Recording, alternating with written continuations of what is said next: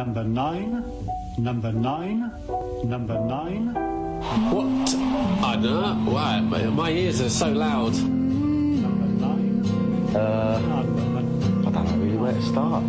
Yeah, last week was a chaos monstrosity. And at first it was just me and Danny on it. And then once we got on it, we decided, like, all the rest of the geezers on the van were a bit sort of mugs, like we couldn't really have a laugh at them. And all the others were just Muggey Boneheads anyway, like, you know.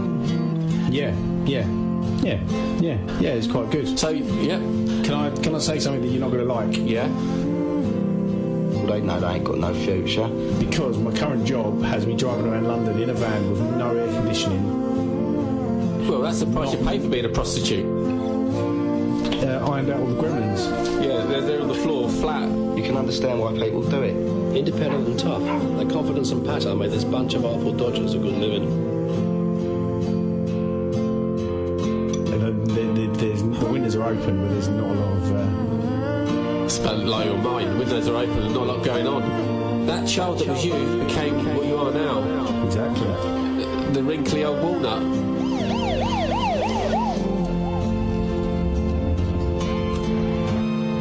You got to be interested, though, haven't you? There's the fact that I know you're going to deny that there are more people alive than dead. I can't say no more than that, can I? The attitude's really out of order, I think. Stupid idiot. Yeah, you're an idiot. And I doubt As I was saying, there's more sandwiches in your cupboard than there is poo in the toilet. there are more people alive than have ever died, ever. That's not true. It is true. No, it's not. It's physically, mathematically true. No, it's not. Daniel. You've been doing tricks. It is. It's not. It is. It's not. It is. Isn't. It is. Isn't. It is. You're wrong. I'm not. You are? I'm not. How can that even be possible? Tell them. Not only was I wrong, By a long way. but I was wrong quite a way. Yeah, because you're stupid. That's the stupidest idea I ever could think of.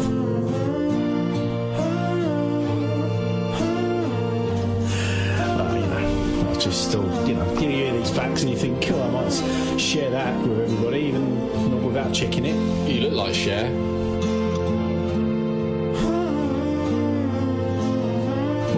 What were you like, Billy, as a tiny toddler stroke young person? Whatever you want to call him, the sensei, the master, the boss. I mean, they was all doing silly things when they, like, jetting out the window, like, willies to girls, like, and all that. It's silly, like, you know, so... It's Wednesday night. It's Wednesday night. It's time for the Muggey Bonehead Show. Muggey Bonehead, Muggey Bonehead. Here we come, walk down the street. We get funniest looks from everyone we meet. Hey, we're the monkeys, and people say we monkey around, but we're too busy singing to put anybody down. We're just trying to be friendly. I'll come and watch, sing and play. We're the young generation, and we got something to say. Hey, we're the monkeys. You never know where we'll be found, so you better get ready. We may be coming to your town. Muggey Bonehead, Muggey Bonehead.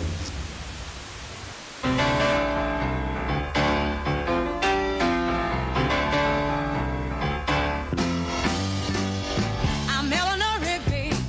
I picked up the rice in the church where the weddings had been. Yeah, I'm Eleanor Rigby. I'm keeping my face in a jar by the door. Wanna know what is it for? Well, all the lonely people. Where do they all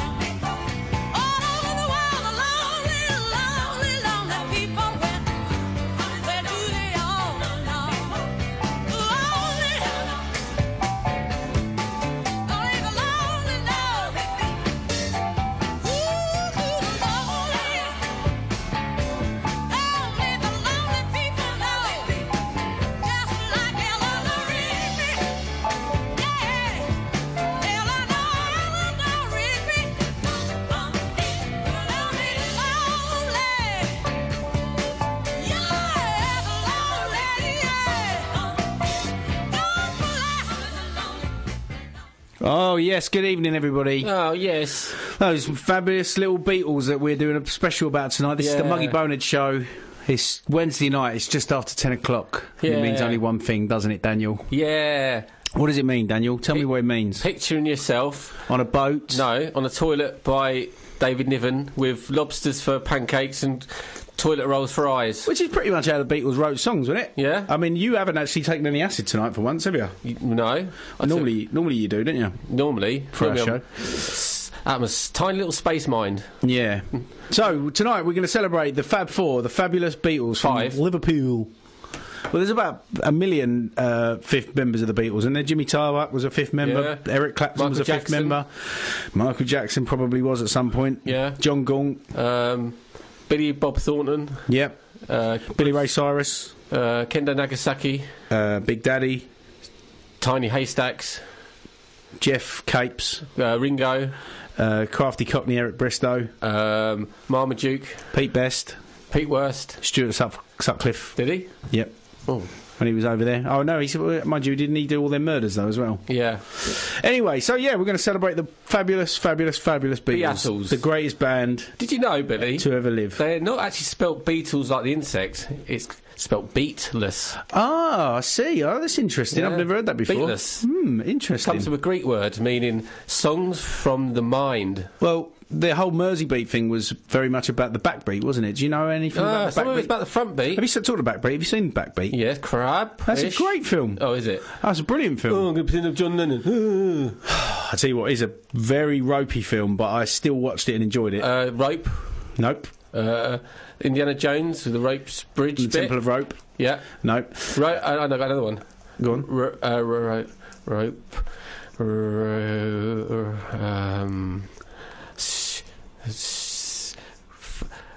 Anyway, back to ladders. Back to the Beatles. The backbeat was the backbeat is like a certain style of music that is kind of. So you got the beat, which is on the ones. Do a beat. On the ones. 1, 2, 3, 4. 1, 2, 3, 4. Ding, ding, ding, ding, ding, ding, ding. Can't you count to 5? But the backbeat is kind of like in the kind of off. It's kind of behind. Ding, ding, ding, ding, ding. Daniel, yes. What's happened to you? Are you all right? No. You've taken LSD. You definitely have. My mind's expanded so far. Wow. I understand what stupid people think. You actually found the backbeat. Yeah, you did. I'm well impressed by that. Really, really impressed by that. Thank you. By the way, how was that version of Eleanor Rigby by Aretha? I wasn't listening. I love Aretha. Not really a fan of singers generally, but she's different good. class. Different class. Sings well.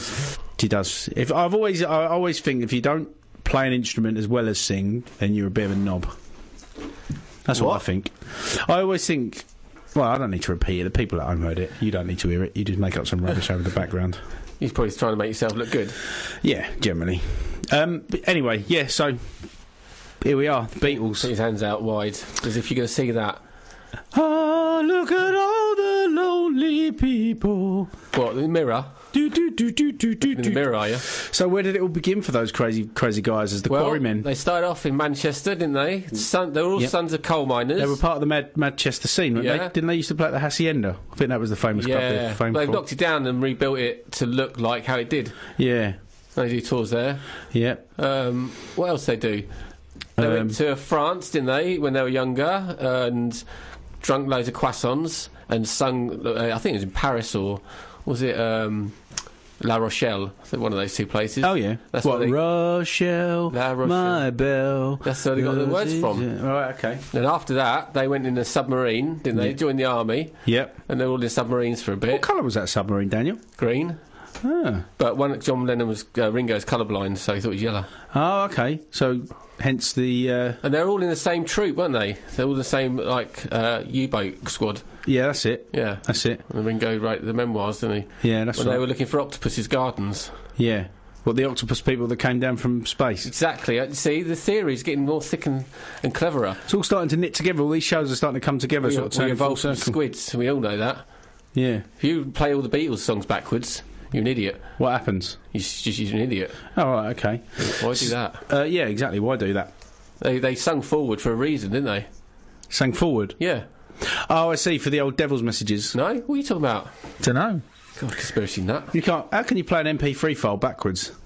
Well, you just have to like learn comedy routines. Right. And sort of learn how to physically reenact what it is to do things backwards. They went to Germany in the early days, didn't they? Did they? Yeah, they went to Hamburg. Well, they joined the Nazis? No. They were in the Nazi It was U-boat? after that. Was that Das Boat about them? It was after that.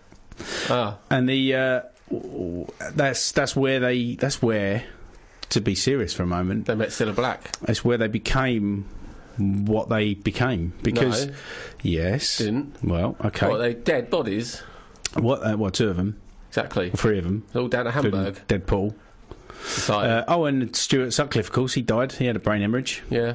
But they basically became the unbelievable musicians, even though George Martin actually didn't really think they were much cop when he first met them. What, they weren't policemen? He just liked them. Bearing in mind, I don't think George Martin I had a friend.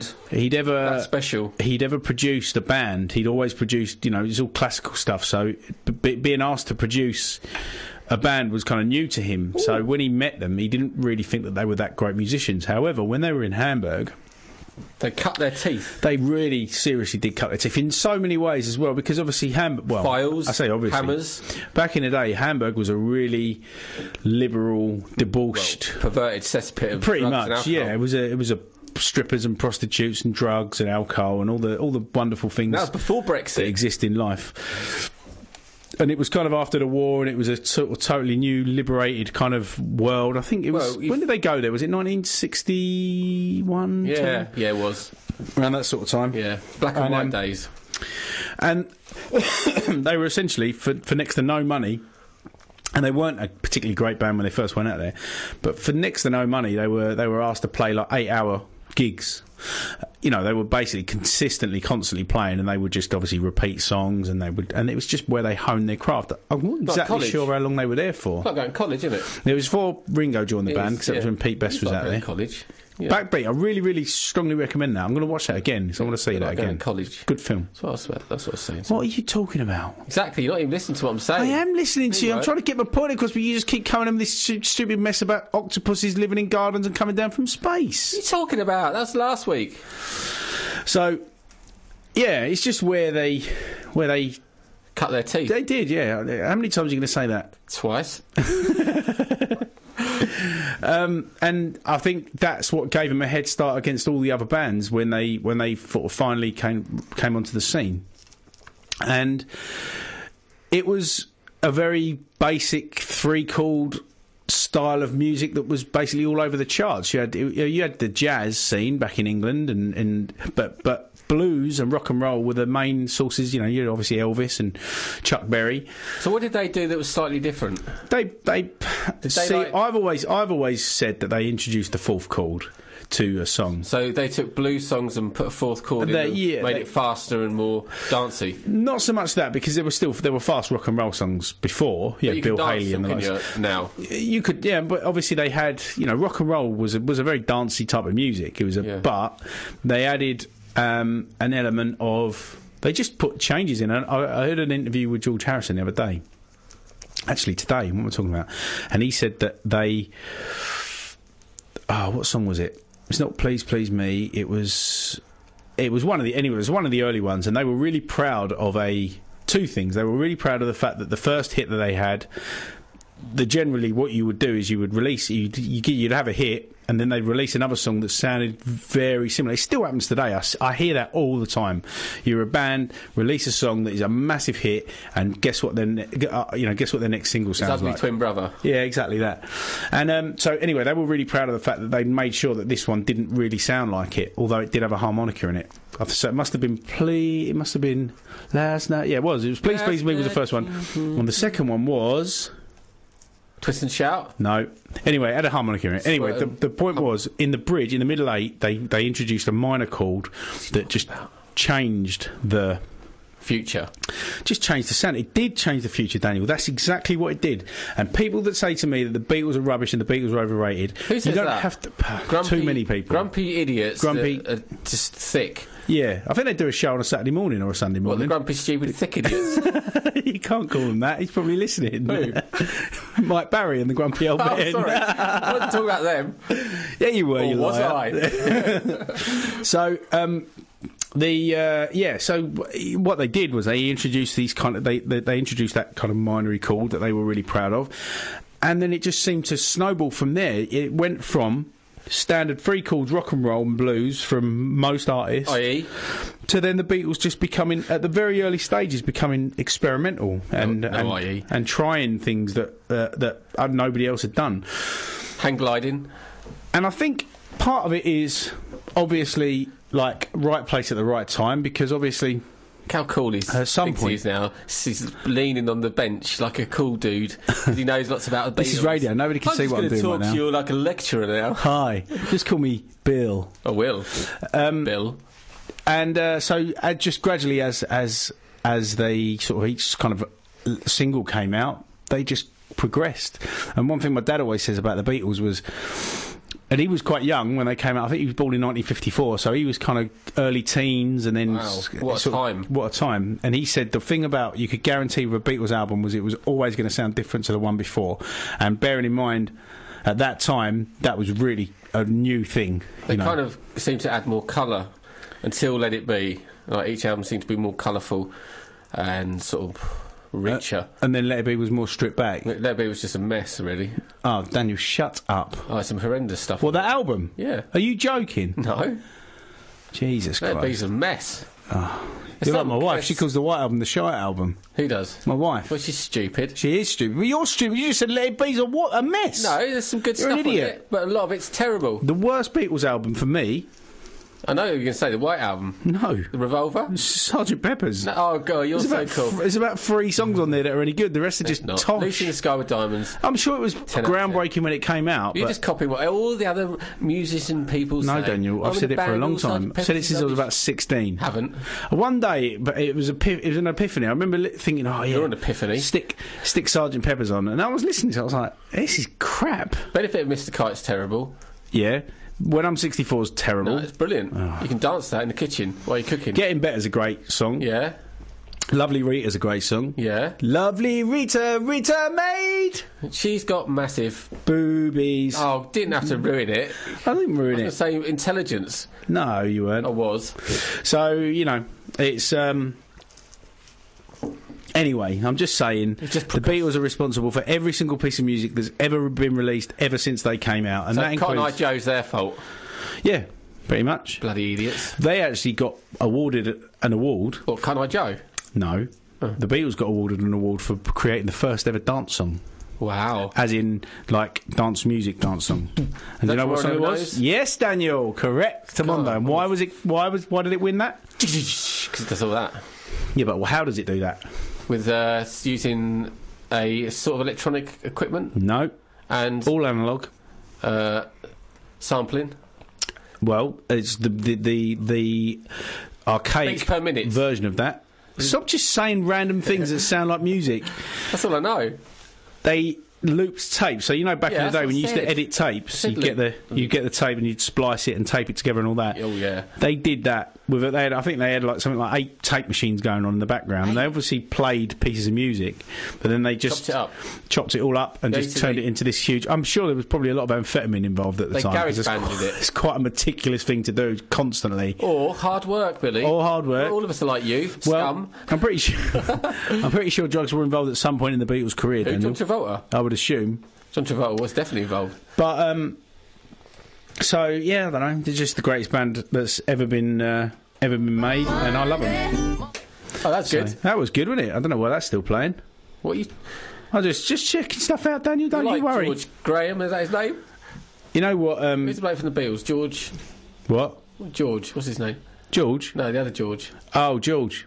The producer. Lucas. No. Martin. Yeah. Yes. Look like him. Thanks. What, the way I just did that? Yeah. See if this works. Oh, no, it's still doing it. Stop doing that.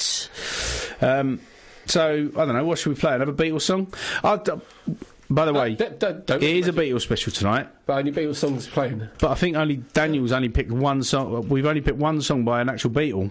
Yeah, no. No, sorry, let me rephrase that. That's performed by the Beatles as a band. But wasn't released whilst they're alive. It wasn't released while they were alive. Play that now? I can do, but I wasn't going to. Well, why not? Because Set the whole I'm thing going alight. to play this instead. Oh, great.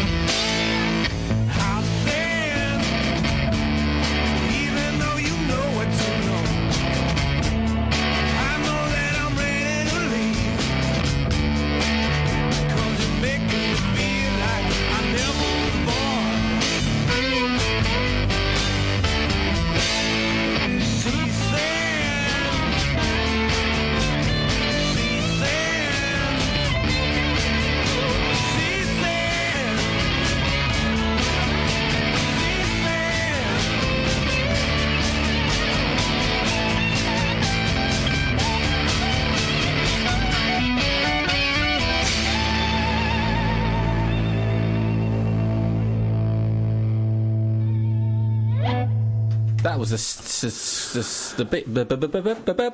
Beatles I'm a technical genius, aren't I? on CRMK. Oh, you've done one of the jingles. Yeah. Sorry about that. I left the mics up, so if we did swear, because we do sometimes swear when we're not being professional. We didn't, though. I don't think we did we? We were replaying the conversation that we just had. Daniel was boasting about how brilliant he's doing. Yeah. Apart from that, That was it. I think we was all right. Hopefully. So anyway, yeah, we're trying not to do that. I'm all over the place tonight because I actually got in at 8:45 tonight, and I've done no preparation. So we're using 2 different ways of playing music. So I apologise if I'm not very good at this because I'm not very good. Well, I'm like the Beatles in Hamburg at the moment. You are. You're at the Hamburg stage. Yeah. Hopefully you'll get a milkshake. Yeah, hopefully. So what's your favourite memory of the Beatles then back in the day? When did you first discover them? Through John Lennon, really. I mean, I knew some of the songs growing up, but I wasn't really necessarily music. What are you doing? Sitting down. Oh God, I wasn't necessarily a big music fan until I got a bit older. And then, like I said the other week, when I saw the Killing Fields, I saw the John Lennon song, and then I got a couple of best of sort of albums and played them to death on cassette, and then started buying sort of records of the Beatles and got really into them, and plus all the other 60s stuff. But the thing I remember as a kid was watching when John Lennon got shot. I remember watching on the news the memorial, and it was loads of people with candles, and then they played Imagine, everyone started singing it. And how old would I have been when John Lennon died? What year did he die? 1980. So I would have been 7. I'm a 7-year-old kid, and I remember crying my eyes out watching it. I kind of knew who he was, but I was more upset how upset the people were at the memorial, and that's what he kind of cemented in my mind the first time I really remember a Beatle or related subject. I was about 3 months old when he died, I think.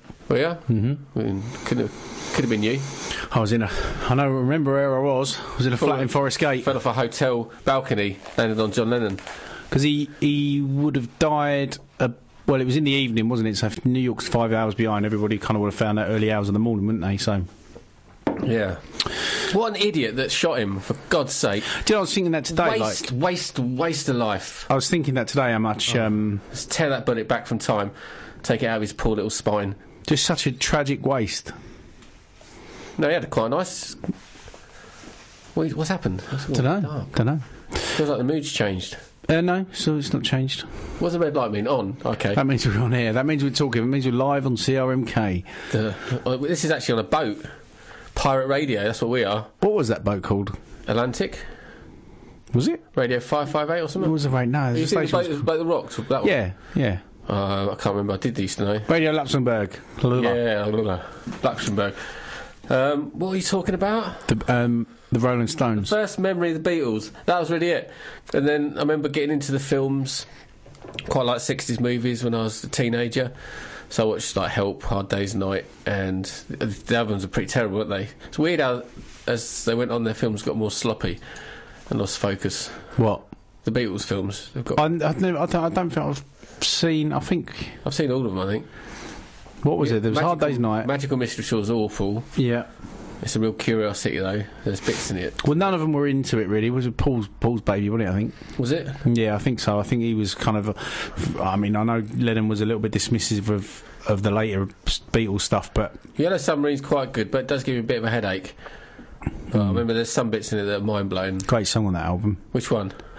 Bullfrog, doing it again. Yeah, that's good. Played that in our opening show, didn't we? Yeah, we did. Hey Bulldog. That was 9 shows ago. Number 9 shows a longer time ago. Makes sense. Exactly. What was my... I'm trying to think. Yeah, what did you first think? See? I'm trying to think. I mean, it was passed down to me through my dad and all the things that he liked to say about them. Presume your dad's a big fan. Yeah, he is. Yeah, I think with most Beatles fans, you kind of dip in and out of them because you're so you get so kind of saturated with it that you end up putting on the shelf for a while. Yeah. So and that's what I did. But my dad had some tape. He had some cassettes, and there were probably about 5 of them. But on these cassettes, it was like the anthology stuff, way before the anthology stuff came out. So all these rare versions of songs, all these like weird little outtakes, had loads. But it was like, I think there was maybe like, whereas the anthology is 3 CDs, I think this was probably about 5 CDs worth. And there was a lot of interviews. There was other versions of songs that I know aren't on the anthology. So there was a hell of a lot of stuff there that I was exposed to quite early on, and I had those tapes in my car for a really, really long time. And there was Jealous Guy. Yeah. Well, that was originally a song called Child of Nature. It was awful. Just goes to show you how decent lyrics changes. I'm just a child of nature. Oh, that's it's awful. Good. Awful. There's a patch in John Lennon solo stuff that's really good. Like, yeah. Amazing. I listened to the album that he got shot with. What did he get shot with? Was it a gun? No, it's the one he signed before he got shot. Oh, what was it? You look at it. You got your phone in front of you. You should have put it in his pocket. What was it? Come on. I don't know. Someone text in. Oh, I'm going to Google it now anyway. Who cares? John Lennon shot. What's that beeping? Oh, I don't know. Album. It was. Yeah. It was. What was it? Double Fantasy. Oh, I've got that. I had that. I got nicked by a crackhead. That's a bit pony. Yeah. It's got a lot of Yoko on it. Well, that's the trouble. A lot of you had to sift through and slice out some of the Yoko stuff on them. Yeah. Some of them ain't too bad, but a lot of them just like taint what would have been a flawless album. Yeah. If he'd have gone out with like Sandy from Grease or Susie Quattro, then it'd been a different story. Do you know what I noticed the other day? Because I do love Let It Be, whether you like it or not. That's all right. And the song that he finishes with is just... Oh, what is that's it? the last song you're ever going to hear from the Beatles. It's For You, Blue. 'Cause you're sweet and lonely, well, girl, that isn't necessarily true, though, is it? Because they released this song. Which one? The one you've got queued up, they released this song after they died. I don't know what song I've got queued up. Oh, that one? Yeah. What, this one? After they died, this came out. We're all happy. What, this one? The best Beatles song ever.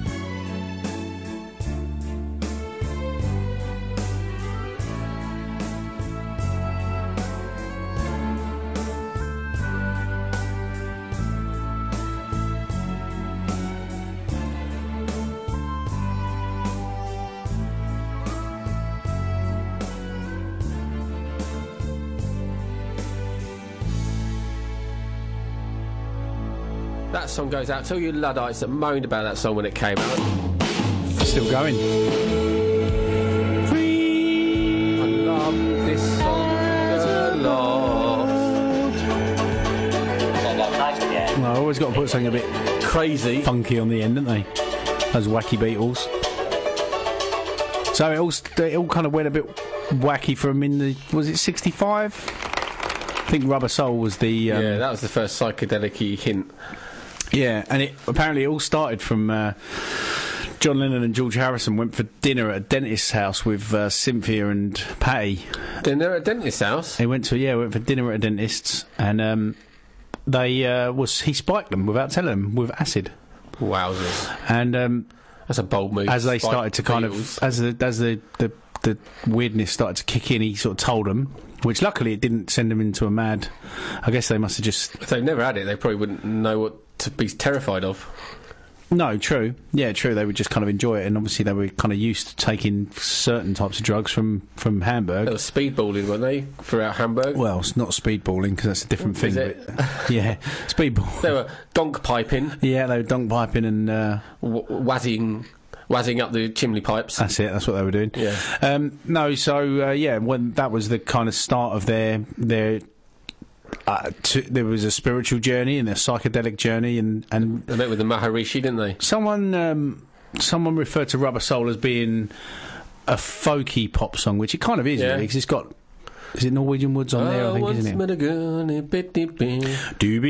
That sounds quite folky, doesn't it? I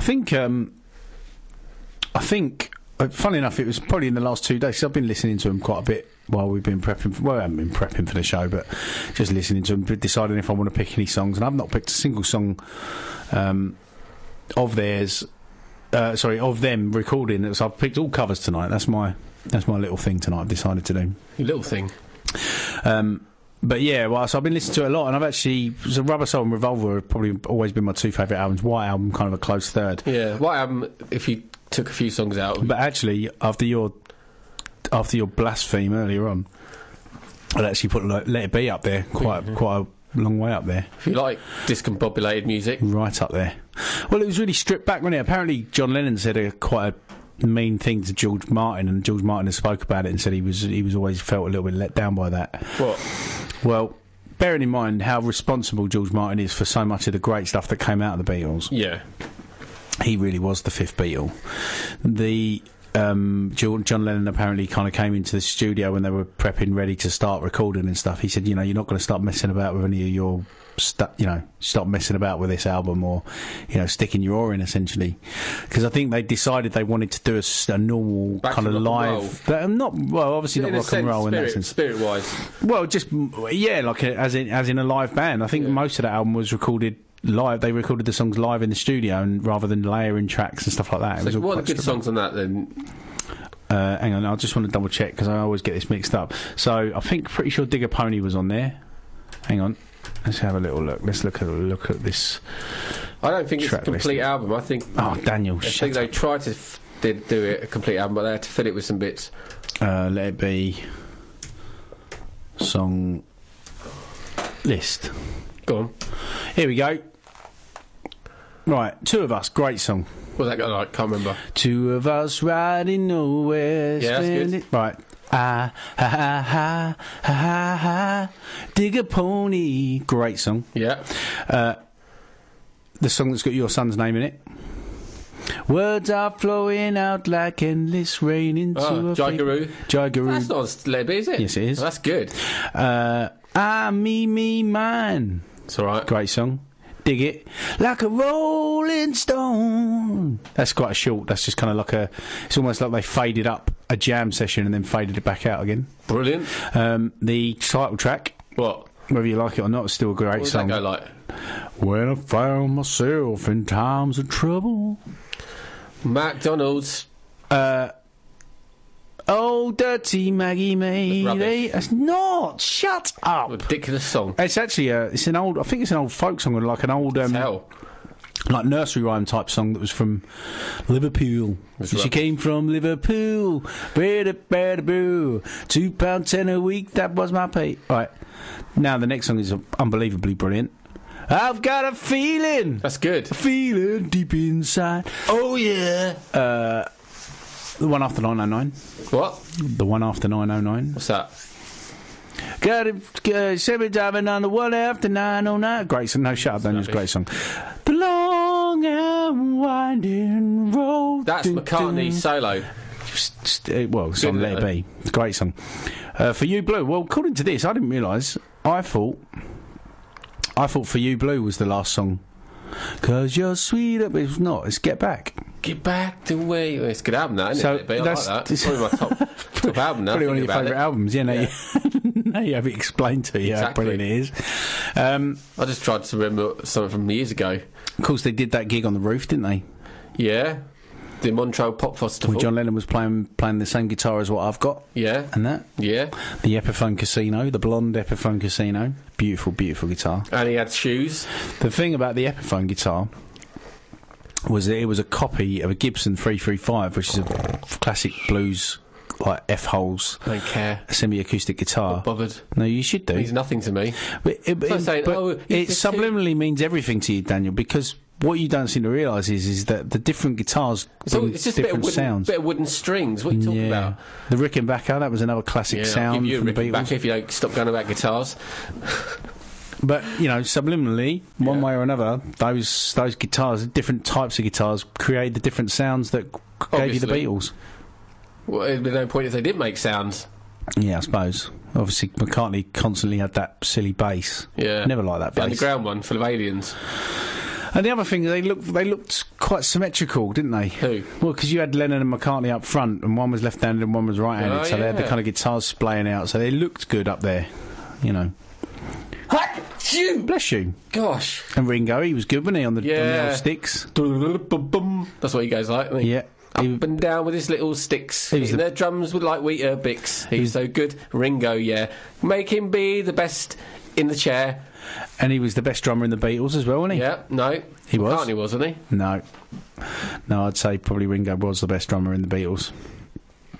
We put pay to that myth, eh? Cool. He's still going, isn't he, or Ringo? Yeah, just about. Yeah. Oh, yeah. I was going to say something really interesting. Was it about space? No, it was about some band we've been talking about. I can't remember now. Can't remember that. Yes, I'd never liked McCartney's bass, even though it's, you know, obviously good and that. No strings attached. Good I forgot what I was going to say now. Should we pick? Who's texting in? No, frog chorus. No one we know. Now, I'm going to play a song that you've never heard before. That is in my top 3 favourite Beatles songs, but the cover version of it is better than the original. So that is saying something, isn't it? Don't you think? It's saying those words. I am, and I will stand by it. That's Benny King, isn't it? There's a bit in this song where his voice, I'm not going to say who he is until I play it, just... Stevie Wonder. Yes, it is, correct. His voice, thanks for ruining it. His voice, I don't know, he just does things in it that just... I can just see in my head that it's Stevie Wonder. I'm gonna make a bet with you. Well, I'm going to try and listen to this song properly without doing stuff in the background in the studio. Yeah, lightly. And I'm going to get goosebumps at a certain point in the song. What, the book or the video? On my arms. Oh. All right? Yeah. Let's see. Go. I'm doing it. Try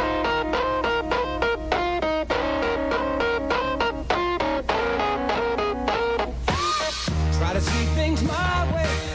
Do I have to keep on talking till I can't go on? While you see it your way, on the risk of knowing that our love may soon be gone. We can work it out. We can work it out. Think of what you're saying. You can get it wrong and still think that it's alright. Think of what I'm saying. We can work it out and get it straight or say goodnight. We can work it out. We can work it out. Life is very short and there's no time for fussing and fighting, my friend. Hey, I have always thought that it's a crime. So I will ask you once again. see things my way. Only time will tell if I am right or I am wrong. While you see it your way, there's a chance that we might fall apart before too long. We can work it out. We can work it out.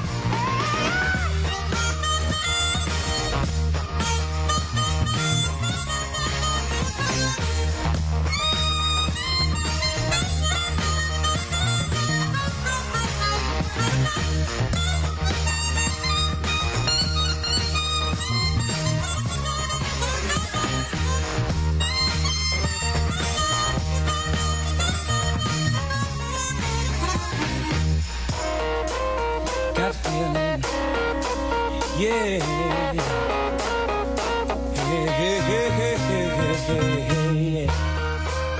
Work it out with me, baby. Work it out with me, baby. Trust in my way. Only time will tell if I'm right or I am wrong. Why you say your way? There's a chance that we might fall apart before too long. We can work it out. We can work it out. Think of what you said. You can get it wrong and still think that it's alright. Think of what I'm saying. We can work it out or get it straight or say goodnight. We can work it out.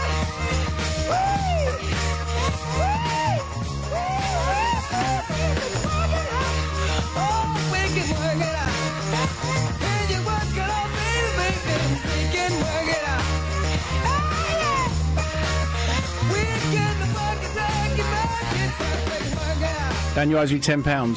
Why? I got goosebumps when that bit happened. I got chicken Gotta pox. see it, boy! I'll never tell if I'm right or I'm wrong. Someone call a doctor. Oh, man. That song, stop being rubbish. That song was dedicated to Morris, the sexiest man to ever kiss a tadpole up a mountain with Is a it- fox in his hat. Is Morris listening? I don't know, it might be. Good. Hello, Morris. Hi, Morris. Thanks for listening. Yeah, you're our only customer. Nah, we got thousands on the go tonight. Have we? They know it's the Beatles special, so they're all tuned in. So, what was your favourite Beatles item of clothing? I like Yoko's hat. I like George Harrison's suit on the Abbey Road album cover. Oh, that's so good, isn't it? Wish I had a suit like that. Who's your favourite Beatle? John Lennon. Don't even think about it, really. Yeah. I could try and be cool and pick the other ones, but I liked him. He was an artist as well. I got compared to John Lennon once. Yeah. I'm not going to tell you why, but I did. Oh, I will tell you why, actually. Went for an interview at Book Yeah, Company sex with Yoko Ono. Yeah. God, you're not like John. Yeah. Is that what she said? She said, oh, no. Just didn't say Oh, no. That's... I actually said, oh, no, really, though. Yeah. Oh, not you. Oh, God. You'll do. But I did. So John's your favourite, is he? Yeah, I like him. Mischievous little... I'm quite like him in certain ways. He was a flawed character, as most geniuses are. Yeah, we could say that about me, I suppose. But he was, yeah. I mean, he had the aggressive streak to him. He obviously had a bit of heartache in his life with his mum and all that stuff. He was funny. He was witty. He had a very interesting and, I guess, for the time, he had a quite nice, nuanced perspective on life and especially how crazy the world.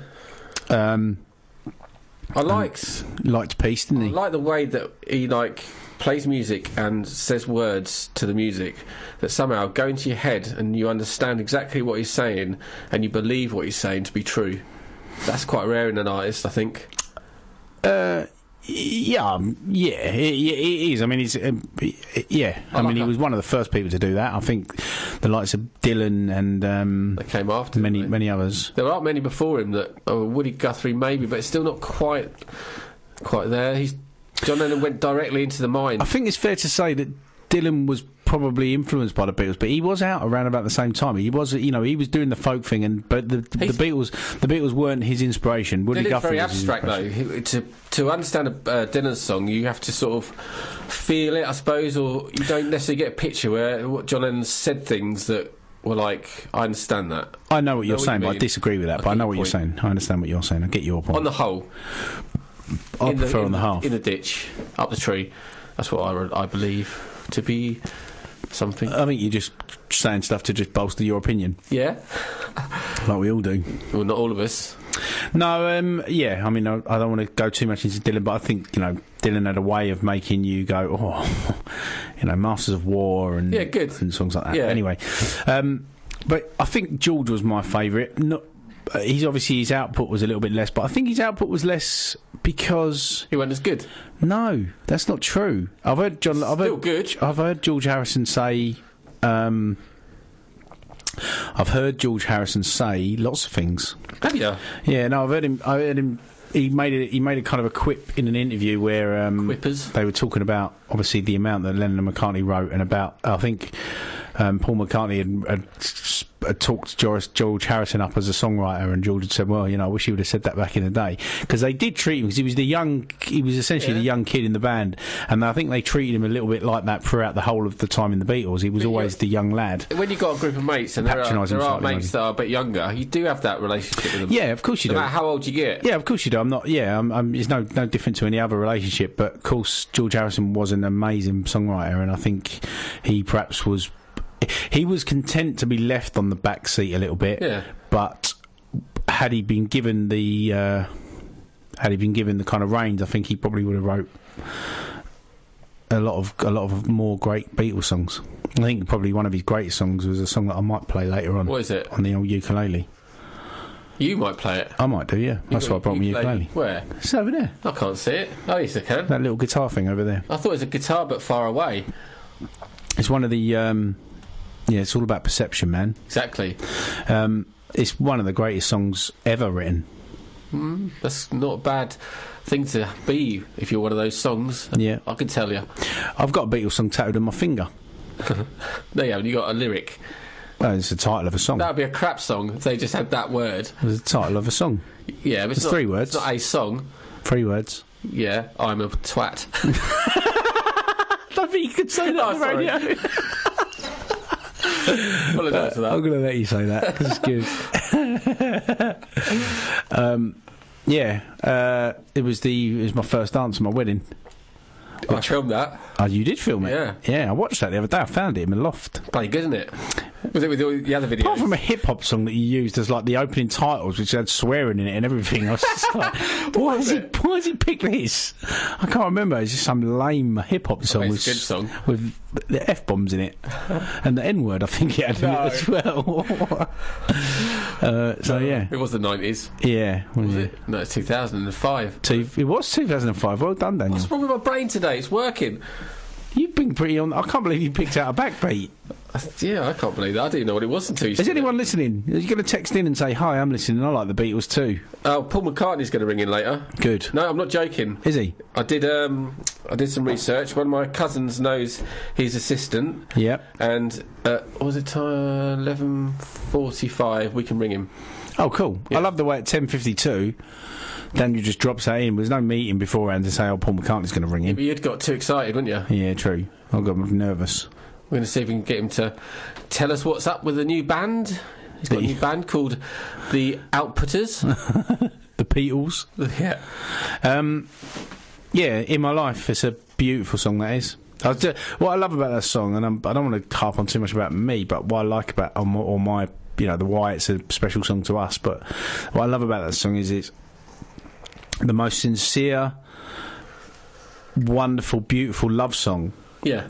But it addresses the insecurities of love as well. Yeah. It addresses the kind of like it addresses the there may have been previous lovers, but none of them compare to you, and all that. All those lines in that song are just they're just perfection. Because when I normally hear love songs on the radio, and most of them are by younger artists and that, and I just think, that song's not true. You're just going to probably go behind their back in the next 5 minutes. Yeah. But the sincerity in those songs, especially like the John Lennon songs where he sings about relationships and people and like his son and stuff, he puts in the whole lot, doesn't he?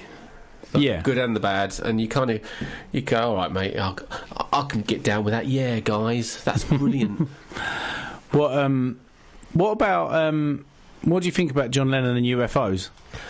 Well, didn't he actually see an alien once? I think it gave him a golden egg. Oh, really? Yeah, and Uri Geller was something to do with it. Right.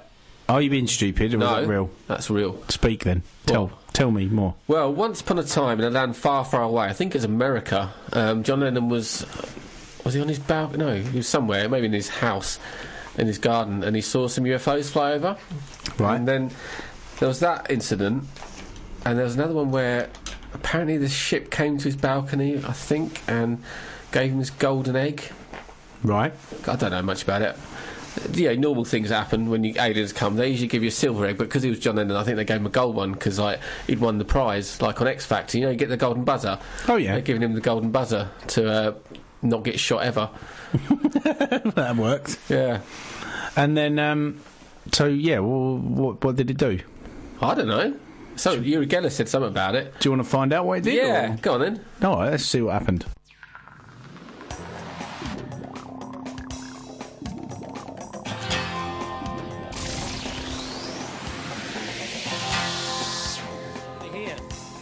Up there, I saw a UFO, and it went down the river, turned right at the United Nations, turned left, and then down the river. It wasn't a helicopter, it wasn't a balloon, and it was so near. And it looked what sort of brown, white, just like and silent.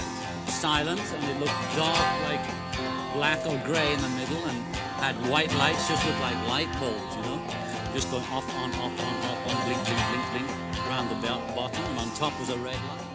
If you see a little note on walls and bridges, it says, I saw a UFO. And I was just finished doing walls and bridges. I'd mastered it or done the last tape of it. And I was really just relaxed and feeling good. And it was summer in New York and I had the window open. And lo and behold, there was this thing just hovering sort of 100 yards away. But I saw it so close, it wasn't in the sky or nothing, And it was like I could have hit it with a brick if I'd thrown a stone at it.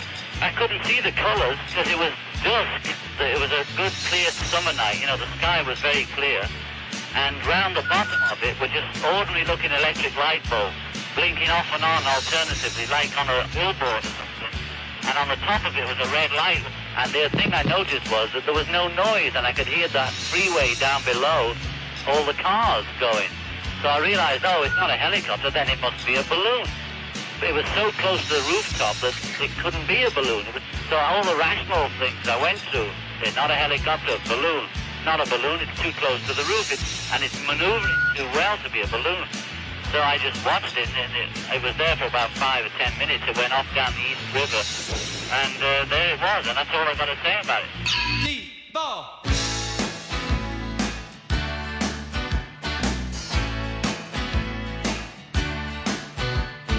Everybody's talking, no one says a word. Everybody's making love, no one really cares. There's matches in the bathroom, just below the stairs. Always something happening, and nothing going on. There's always something cooking, and nothing in the pot. They're starting back in China, so finish what you got.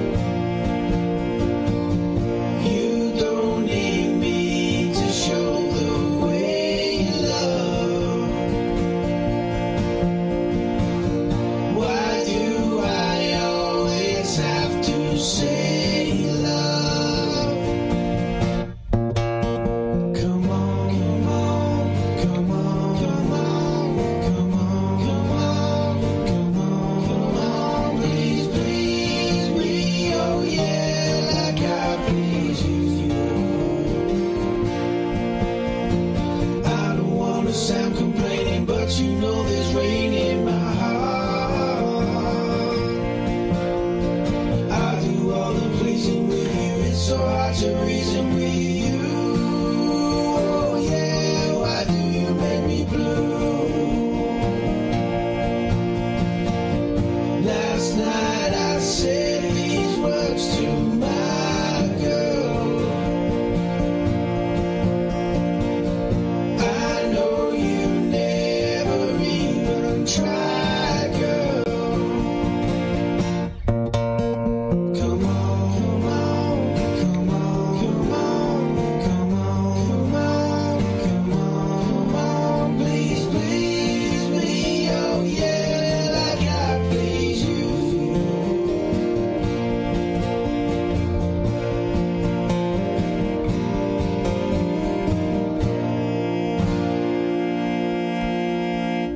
What the hell was that? What on earth was that? That was young William Hayes there, disappearing up his own backside with a version of the Beatles. You're better than the Beatles. I feel a bit bad about that song. Why? Well, because I don't really know that I did it. I know it's different, so obviously it's good to do something that's completely different. But I don't know. I don't know. I feel it was a bit self-indulgent, really. I thought I'd try and do some sort of cover for this show. And be good for like Darling Buds of May, like soundtrack on that. I was thinking it's just really thoughtful, man. Yeah, you know, really quiet and good to think about stuff. It is good to think about stuff. They excuse you, Daniel. Well, you just trumped in the studio. No, I didn't. Donald, you trumped it. You thumped it. The person that said the words did the did the turd gas. Yeah. They obviously they got to a period in their career where they were so huge that they stopped performing live shows. Screaming Girls. And they essentially became an album band, which I think was great. But I find that so. Imagine that. All right. There's no people. Imagine being. I will. A band that's so big and so good that you have just all the studio time you want and all the studio time you need to just sit and just make stuff. And they were so prolific as songwriters. And I think the White Album is a really good... I mean, there is a lot of fluff on that album. You can clean it. But you just get one of them sprayers. Yeah. And I think I heard a quote from Paul McCartney that...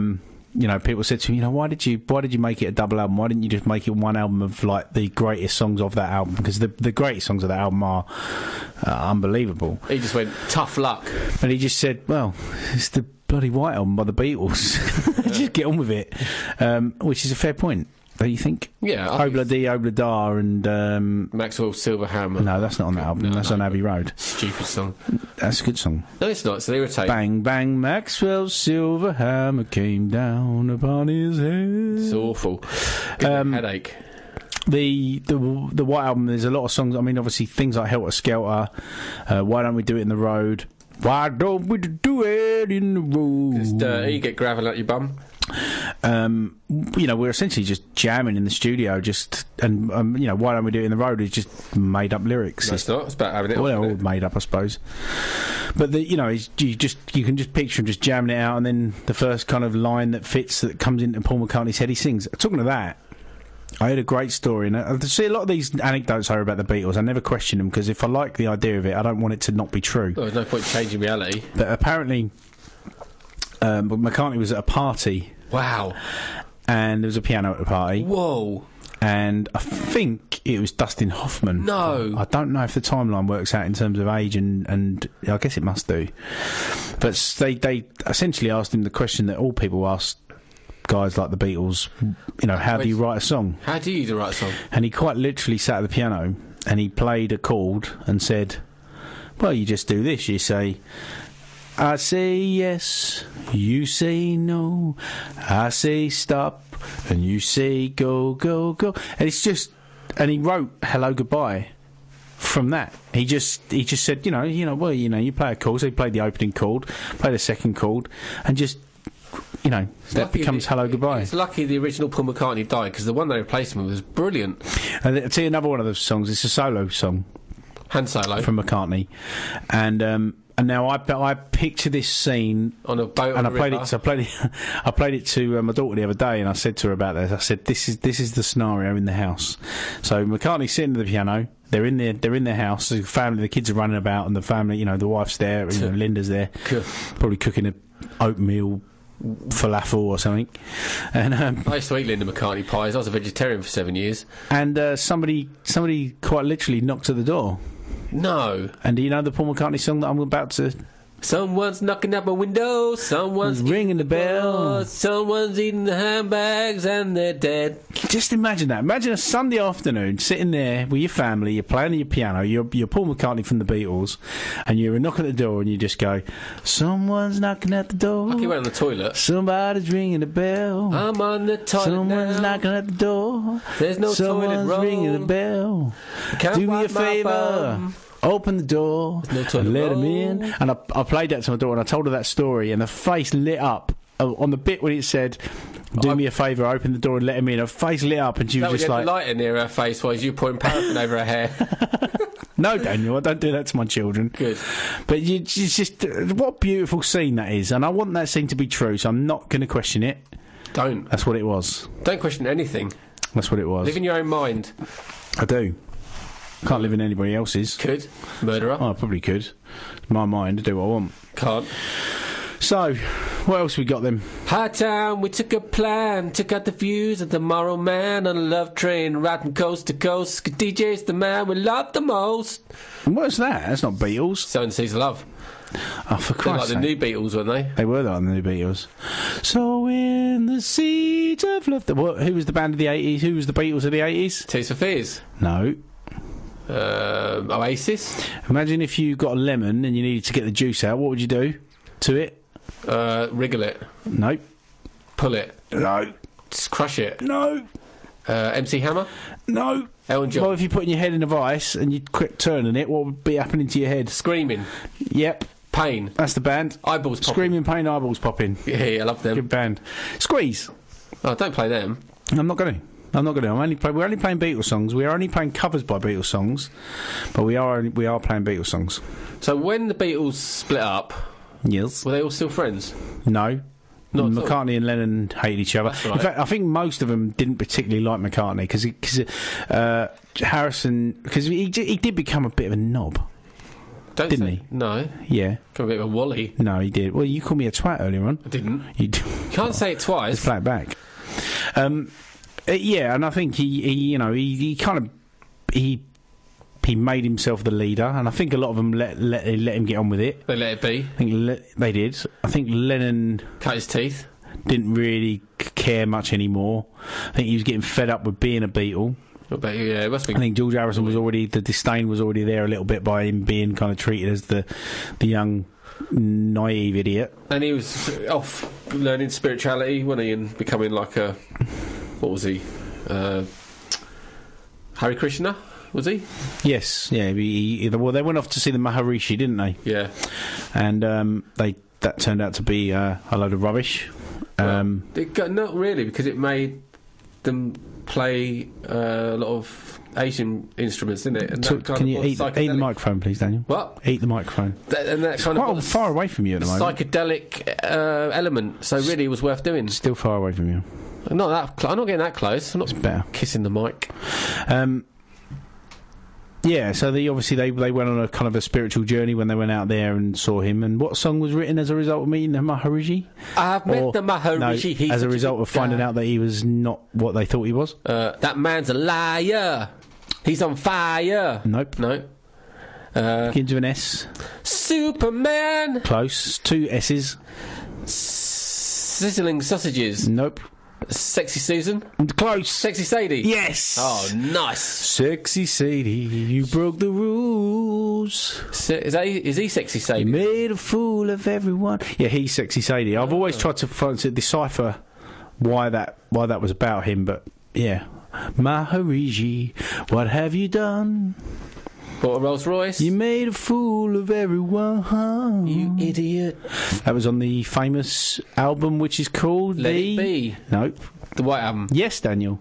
And do you know what other song was on the White Album? Yep. Another song, another cover of a song by a band called Blackbird. The Breeders. Blackbird. Nope. That was on it, wasn't it? This was a song actually that was suggested on Twitter by John Dredge. Oh, yeah. Mother Superior's got crabs. It's a great song anyway, but I heard this today because I was unsure about what to do, really. I didn't know whether to just play Beatles songs or whether to do something a bit different. I could have kind of mixed it up and done a bit of both, but in the end I thought, I'm going to go all out with everyone knows covers. all the normal songs, so why not play something a bit more like new?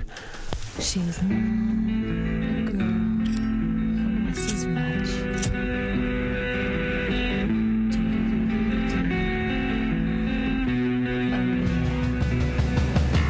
She's well acquainted with the touch of a velvet hand, like a lizard on a window pane. Man in the crowd with the multicolored mirrors on his hobnail boots, lying with his eyes while his hands are busy working overtime. A soap impression of his wife, which he ate and donated to the National Trust.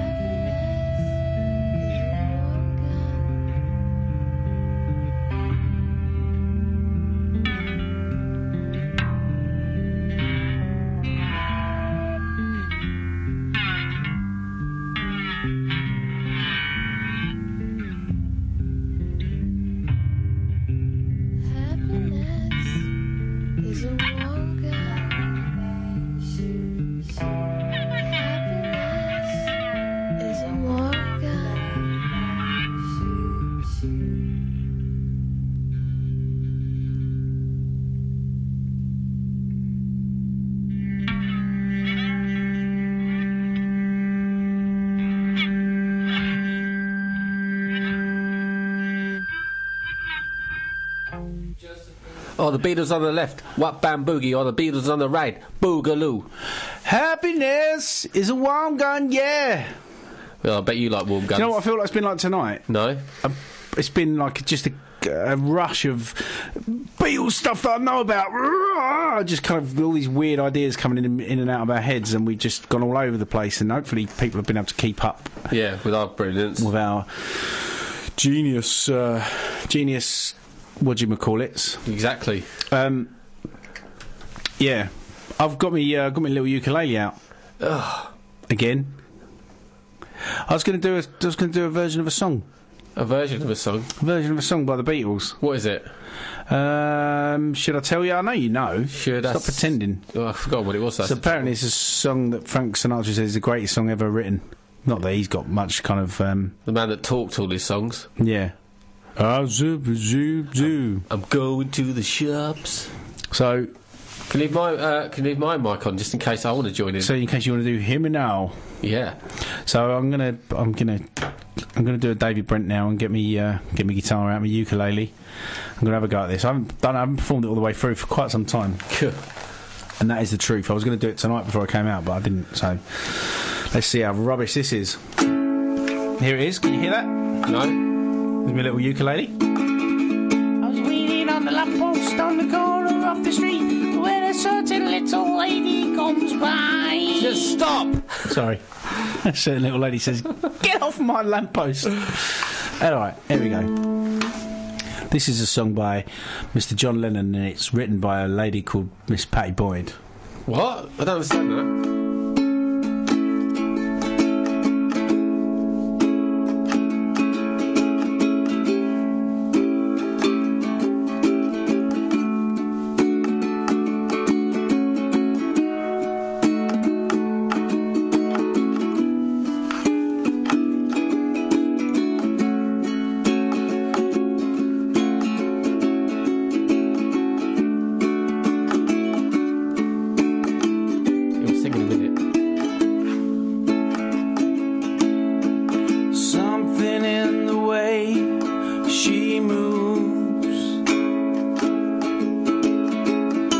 Attracts me like no other lover. Something in the way she woos me. I don't want to leave her now. You know I believe in how.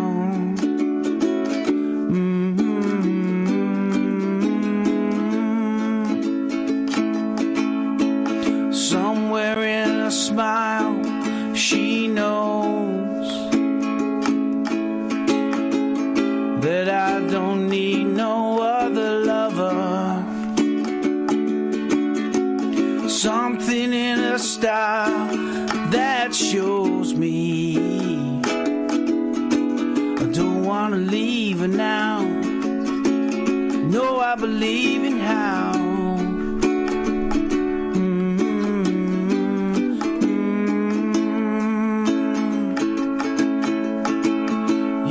Asking me where my love goes. I don't know, I don't know. You stick around and it may show. I don't know, I don't know. Something in the way she knows, and I don't have to do is think of her.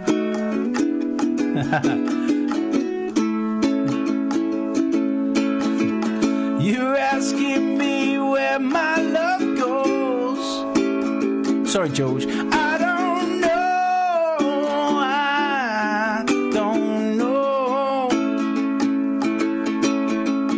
You stick around and it may show.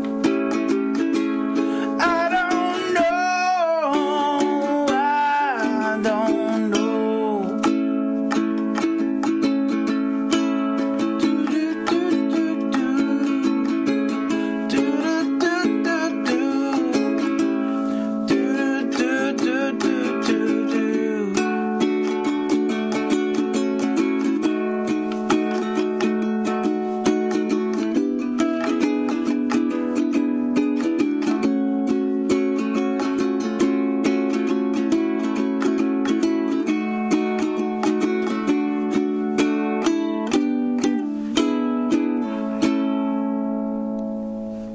Told you I haven't practiced it. That was good. That was alright. One bit sounded terrible. Apart from every bit. About 5 seconds it sounded terrible, the rest of it was alright. That song, do you know what that song just reminded me of halfway through I was playing it? Incontinence? Yes. I was, I don't know, lucky. Don't know if lucky's the right word. What, you a little parrot? The night the night George Harrison died just happened to coincide with me having a knife in your hand with my best pal Trevor to go and see the bootleg Beatles at the Royal Albert Hall. So obviously the morning we woke up, or whatever time we found out that George Harrison died, I was kind of like, Trev, blimey, this is a weird scenario to be involved in. And so we went along. Of course, there was a real kind of mood in the air that you could cut with a knife. And halfway through... That's a bit of poor taste. Halfway through the set, I think there was a couple of mentions of George, obviously, and, you know, this tonight's show is dedicated to George and blah, blah, blah. It was beautiful, lovely. And halfway through the set, George Harrison... Why is Mic 3 up? Because I was recording me... I was recording me ukulele at the time. Bet you were. And the George Harrison of the band came out with his acoustic guitar, and he played under the spotlight with none of the rest of the band. Just came out on his own, and he sang "While My Guitar Gently Weeps." Did you weep? I did. Yeah, absolutely did. It was so emotional. It was such a beautiful, beautiful moment. You imagine, and they obviously really looked like the Beatles from a distance, especially the seats we had. And you just, it was perfection, and he played it so well. There was no mistakes. It was just a really, really, really beautiful, beautiful moment. And I remember just at the time, obviously being sort of just feeling really lucky to kind of witness it. It was a really, really wonderfully beautiful moment. So, well, it's nice having beautiful moments in life. Yeah, it is. I'd like to have a few more of them. Just a very strange, lucky coincidence to kind of be able to be a part of that. Especially mass of people. There's I think it holds about 4,000 people, the Albert Hall. Yeah, and it's a perfect venue, and you're a big fan. And I've performed there as well. God, I don't like to go on about it, but I have. On your own? No, in an orchestra. Oh, that's rubbish then. Playing the double bass. I've been on Wembley pitch. And sang in the... So have I. There you go. I'm better than you. Yeah, but you're not, because you went to see Coldplay. Yeah, that was good. Lame. Much as what you might say about that group, they're really good lads, I tell you. They put on the right show. I saw the Beatles copy. What does that mean? Oasis. I've seen them. Talking of Oasis, actually, in the 90s, because obviously back in the 60s there was the kind of big made-up rivalry of the Beatles and the Stones, and they both had their own kind of Blur. Both had their own version of what was going on at the time, and the Stones were obviously a lot more kind of balls out, rock and roll, bad boys, blah blah blah, and the Beatles were obviously a little bit more kind of clever in their songwriting and a bit more thoughtful in their songwriting, and there was a very similar thing. I'm not being in any way comparing them, because you are literally the Beatles were the masters, but I'm comparing it was very similar. It was a very, very similar dynamic, because you had Oasis that were the kind of working class rock and roll, not particularly that Noel Gallagher went to private thought out school. Stuff. He didn't. It's come out this week. I've got an interesting theory about that anyway. What? Well, not a theory, but it is quite noticeable that a lot of the great big bands, Oasis are one of the very few bands that got to that level of fame and notoriety that were genuine working class. And most of those huge British bands, the likes of, the Beatles were a middle class band. No, certainly Lennon McCartney were middle. Dad. Hey, yeah, my mum or dad. His aunt. He grew up in a very middle class area of Liverpool. Apparently, he wasn't quite the working class hero that he wanted to be. One fish finger a week to eat. They're that poor. Yeah, but I think there was protest. He was trying to be poor. But no, Pink Floyd, Queen, The Who, they were all kind of art school students, even the Stones to a lesser degree. The point, though, in that era, you would have to have some money to be able to afford to even do it. To do what? Be in a band. Well, yeah, just to buy a guitar. I mean, obviously, a lot of them would get their guitars on the Never Never, as they used to call it back in the 60s. They would get them on HP, and they would be paying off. But yeah, I think there's quite a lot to be said for the big bands that made it, particularly the ones that were great lyricists, particularly. Were generally of good stock. Oh well, good stock, whatever you want to call it. Educated. Woodstock. Maybe somebody will give me a few more examples of working class lads that done good in the music world. Should we play one of my songs? If you must. We could put "Don't Let Beatles." Don't let the Beatles down. Code. Don't let the Beatles down. No, don't let the Beatles down. Is it a remix? Ooh, it might well be a remixalization. Nobody ever loved me like she does. Ooh, she does. Yes, she does. And if somebody loved me like she do me, ooh, she do me. Yes, she does.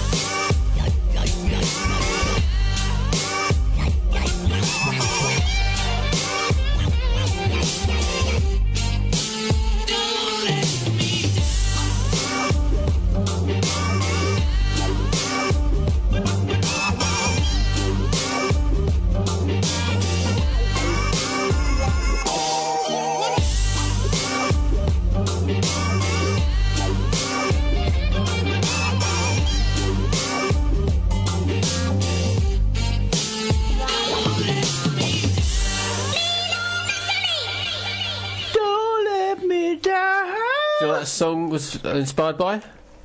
It was a Lilo, wasn't it? An airbed. No, John Lennon was on acid. Puncture. And he was staring at a tyre, wasn't he? And it spoke to him. Is that true? Yeah. Actually? Yeah. Yeah, but Ringo wrote that one.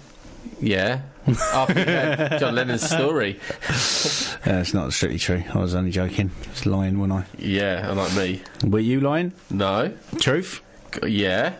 I don't believe you. Well, shush. Who was your favourite... Who's your favourite Beatle wife? They're all rubbish, weren't they? Heather. I like Heather. No, who's George Harrison probably had the best ones. He had Patty, and then he had Cakes. Olivia. Olivia who? Olivia Newton-John. No! Yeah, that's really. the best one. Easily. 10 out of 10. Oh, Sandy, eh? Whoa, sexy legs. No, her name was Olivia Harrison, wasn't it? Oh, God. Don't know who she is. If it had been Sandy. Probably well fit in that. Grease. Oh, I don't tell you, I've been in one of George Harrison's old houses. But you have. Truth. Thief. Me and my wife, when we first kind of got together, within kind of about a year of our getting together. When you're burglars. She was a sales bird for a tour hire company. And did she hire you? There was some work going on. There was some work going on at a Hare Krishna temple, which actually happened to be George Harrison's old house, and it's in Radlett. And he donated it to the Hare Krishnas before he died, or what? I think he was still alive actually at the time. And it's a beautiful big old mansion in, like I say, in Hertfordshire in Radlett. And we went there. She found out about this place because the work was going on there, and she said, "Oh, should we go and check it out?" I was like, "Yes, we will." And we went there, and it was amazing. Obviously, we weren't going there to visit the Hare Krishnas. I was literally going there to go and nose around his house. Well, we kind of, you sort of have to get involved. It was interesting, it was interesting. We went on an ox and cart ride. Wow. Dragged around by an ox. Just like George Harrison. But there was a lake on the property, and you walk down to the lake from the house, and then there's like a bench, and I sat on this bench and I looked out at that lake, and it just made me think, oh, what was written on this bench? It was a perfect scene. Didn't you read it? I imagined something being written on that bench. I imagined some of his greatest songs being written on that there bench, looking across his own lake and his big huge mansion. Legal forms. And there were areas of the house that were closed off to the general public because it was like an open day. I guess probably an indoctrination day, if you want to put it that way. But we managed to sneak upstairs, and we went up and found what was probably the master bedroom, and it was how you would expect it to be if George Harrison lived there. It was very probably wasn't after you two finished in there. Grand, beautiful bedroom. Stains all over the sheets. Yeah. I should have done that. What? Broke into someone's house and slept in their bed. That's disgusting. Should have done it in George Harrison's house, shouldn't we? Really? Should have done it in his toilet. Yeah. Cleaned it. But no, it was just a beautiful building, really grand, beautiful kind of ornate decorations and plaster work, and all that. I've been to who sung Wild Thing? Wild Thing. Jimi Hendrix. No. I make my heart sing. The Trogs. Yeah. What's the main man? Oh, Johnny Trog. No, the main one. Pete Trog. No. Dave Trog. The guy from the Trogs. Google it quickly. All right. Well, me and my mate were editing a video. We did a British hip-hop video called The Pioneers, which was a cult classic from the 90s hoods of rapdoms. And we had to edit Dave. Yeah. Dave Willoughby. No. It was... It's got a good name. Chris Britton. No. Pete Lucas. No. Dave Mag something. The Trogs. Yeah, I'm looking at the Trogs. No, you're reading out the wrong names. The lead singer. Oh, come on. Reg Presley. Yeah, Reg Presley. Yeah. But we didn't know it was his house. All right. He'd set up a video editing company down in the south somewhere. It does sound like Elvis's dodgy brother, doesn't it? It does, doesn't it? Reg. Reg, yeah, Reg. And his son was the editor, but the dad kept coming in, and they had a real tension between them, the son and the dad. And he had UFO posters up in this, it was like a cabin in the garden. Oh, yeah. He did the editing. He had, UFO posters up, and he was going, yeah, when I was in the business, and he kept sort of mentioning he was in the business. And he made us bacon sandwiches and stuff, and he kept talking about UFOs and things. And we'd done the editing, then we left, and just as we got 5 minutes up the road, I turned to Chris, I went, "You know who that bloody well was? That was bloody Reg Presley from the Trogs." And we both looked at him and went, "Oh my God, it was, wasn't it?" And How did you know Reg Presley from the Trogs anyway? Only through UFO magazines. Oh, for God's sake. Ray Leachy, he used to buy all the UFO magazines. He was like one of the editors or one of the... He ran the UFO magazine. Yeah, we spent a whole day with Reg Presley. We didn't realise it was him until we left.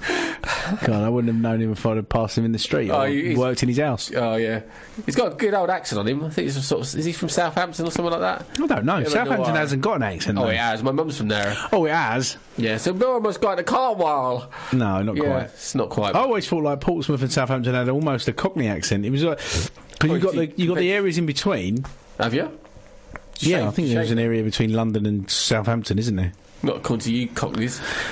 But the accents in between, it's almost like they kind of got back down south and then carried on talking in a London accent. Proper. Isn't it mad how, like, the distance between Liverpool and Manchester? Like, you can be in Manchester and you're driving towards Liverpool and it's like a sign saying Liverpool is 15 miles away or 20 miles away, and that level, that's huge change in the accent. Round here, like, there's the Bedfordshire accent that goes quite far, and suddenly you're at Birmingham. I'm picking up that twinge, definitely. What twinge? Alright.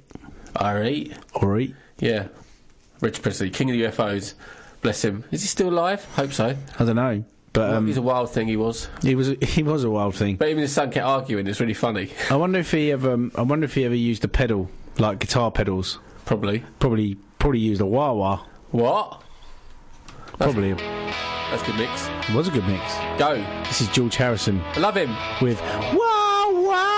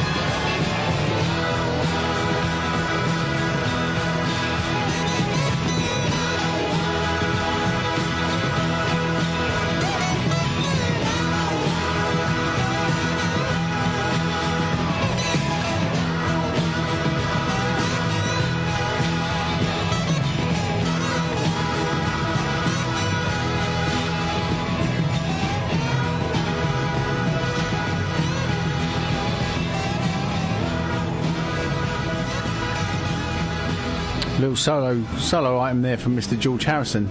Sounds very reminiscent of Derek and the Dominoes, which was obviously... he sort of mingled in that world a bit, didn't he? Well, Clapton's one of his best mates, wasn't he? Yeah, until... Well, no, carried on, didn't they? Until they carried on. Yeah. I was actually just having a quick look on Wikipedia to see if Clapton was on there, because it really sounds like Clapton playing the slide guitar. No? But I didn't see it. I know Clapton did a version of the song. But I think this was written, according to Wikipedia, it was written during a short period when George Harrison left the Beatles, which I didn't realise actually happened. Well, apparently, just before the White Album in 1968, I think he went away for a couple of months and kind of got out of the... I don't know whether he physically left or just left the scene and had a break from it all. But must have been so intense for those men. Like, you can't imagine... Especially from that era of the type of mindset you'd have to be thrown into this world where everyone that looks at you and screams at you, and you're getting chased by loads of like young people, and you can't go anywhere with a rational, sane mind, because wherever you are, it's just weird. Nothing's normal ever again. No, and I guess Elvis had a similar existence, didn't he? They're sort of just so huge. He was a bit dumb, so I don't know if it would have affected him the same way as those intelligent lads. It was good. I like it's good hearing John Lennon talking about when he went to New York and how he was kind of left to himself, left alone a little bit. He could kind of eat in a restaurant quite happily and not be hounded down, which surprises me. Must have been amazing. Yeah, it must have been. But New York's like that, isn't it? People just leave you alone, don't they? The culture, you can, if you're famous, you can pretty much walk. Well, don't know. Walk around. When I went to New York, no one bothered me. I mean, I wonder what would happen if Kanye West was walking around New York. I should imagine he would be hounded, wouldn't he? Hopefully.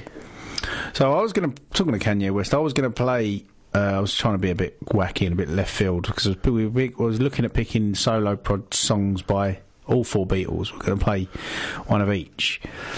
Still got one to play from Ringo, and the one I was going to pick We've done Paul? No, that's what we're looking at now, that's what I'm talking about. The McCartney one I was going to pick was the one Frog that he chorus. did. The one that he did with... Can you do that frog chorus? Do you know the words?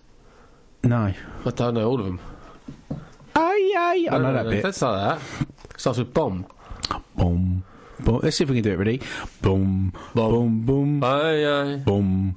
Boom. Boom. Aye, aye. Boom. Boom. Boom. No, you did it wrong. No, you did it wrong. Boom. Boom. No, aye. Sink or swim. Snakes or Tim. Boom. Aye. Boom. Lasers and bus stops and men with big chins. Boom. Farts and poo. Boom. That's enough. All right.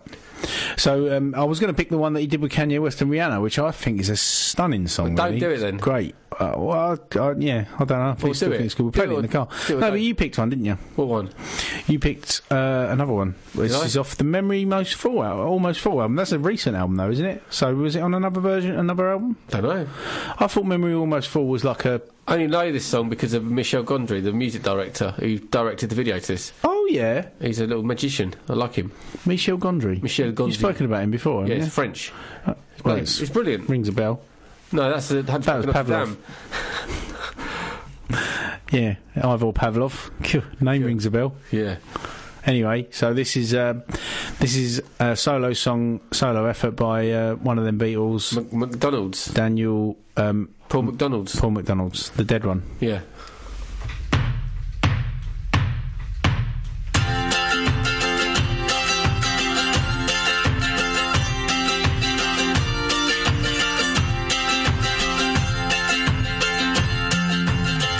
Everybody gonna dance tonight. Everybody gonna feel alright. Everybody gonna dance around tonight. Everybody gonna dance around. Everybody gonna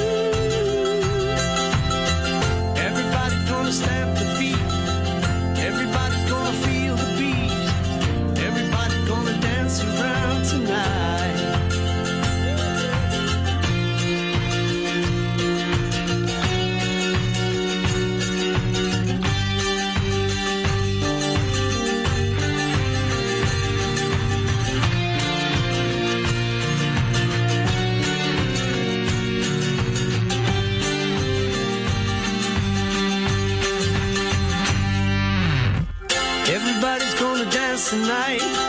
Everybody's gonna feel alright. Everybody's gonna dance around tonight. Yeah, everybody's gonna jump and shout. Everybody's gonna sing it out. Everybody's gonna dance around tonight.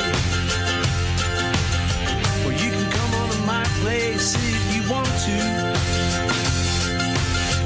You can do anything you want to do. Everybody's gonna dance tonight. Everybody's gonna feel alright. Everybody's gonna dance around tonight.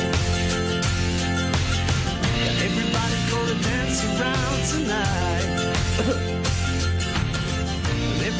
His voice, his voice, you can hear that's a later song, can't you? His voice is slowly kind of dying, and Still sounds nice though. oh, it's lovely. No, it's beautiful. That's a really lovely song. That, Yeah. but you just hear the loss. He hasn't got that scream left No. in him. Is it gone? What, the scream? The McCartney scream. Yeah. Oh, yeah. I mean, when you think about Long Tall Sally, which was like, even Little Richard said that that the Beatles version of Long Tall Sally was better than his. Yeah. And Little Richard's got that voice as well. Both. And he was a hero of theirs as Lennon well. and McCartney had that scream, didn't they? That they could pump out. Yeah, Lennon's was more rough and rugged.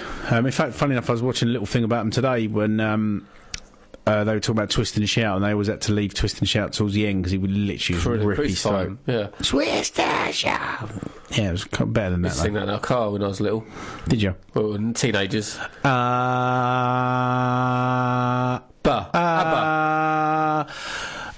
I'm pointing to Daniel to do the. Oh, la la baby ba, la bamba. It's not La Bamba. Oh yeah.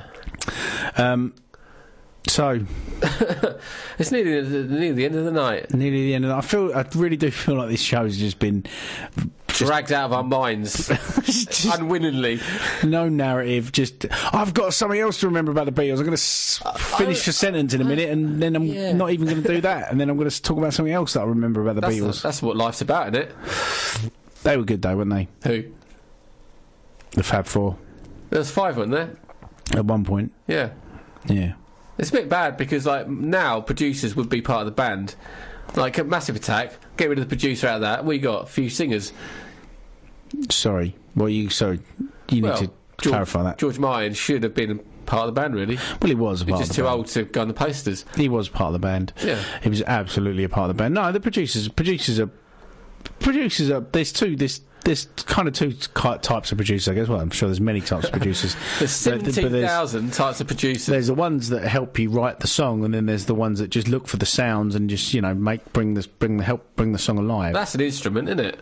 Oh yeah, 100%. Yeah, you're a player. There's the producer that says, "Oh, you know that bit when you go from the bridge to the chorus? What about like a little middle eight in there? You know, like where you go this and then a Fantastic Five. They help construct it in that way. Yeah, a tweet pipe in the middle. Or there's those that just get the right drum sound and just say, oh yeah, I can hear that. We'll just get that snare. I just need a little bit more on that snare, and that's all the ones that just say we'll get a session band in. You should just be the face. I'd love to be a producer. I'd love to be a producer for You're like a spiritual producer. I'd like to be. I'd like to kind of find a band that you could help to nurture and try and make them good. Yeah, a band that are starving in a ditch, and you sort of put milk in their mouth so they can walk again, and little bits of like chewed up cat food and stuff. Like Tiggy Winkles. Yeah. Yeah. But you like to get your Tiddy Winkles around your up and coming band. Yeah, I'd like to get my Terry Nutkins out. I bet you would. Bite your finger off. Well, we picked a solo song from George. We picked a solo song from Paul. We picked a solo song from John. And we've saved... Who's left? We've saved the greatest Beatle... Ever. Till the end. What ring goes like a Ringo goes, hey? This is a song... I was going to pick another one, but aside from the lyrics being a bit noncy... Don't stop. Every week you have to bring up your pastime. Favourite things you like to do. I was going to pick You're 16, You're Beautiful, and You're Mine. That's talking about noncy lyrics. And it's not Beatles related, but still. Marvin Gaye, Let's Get It On. Yeah. Sing those lyrics or speak those lyrics in a creepy voice.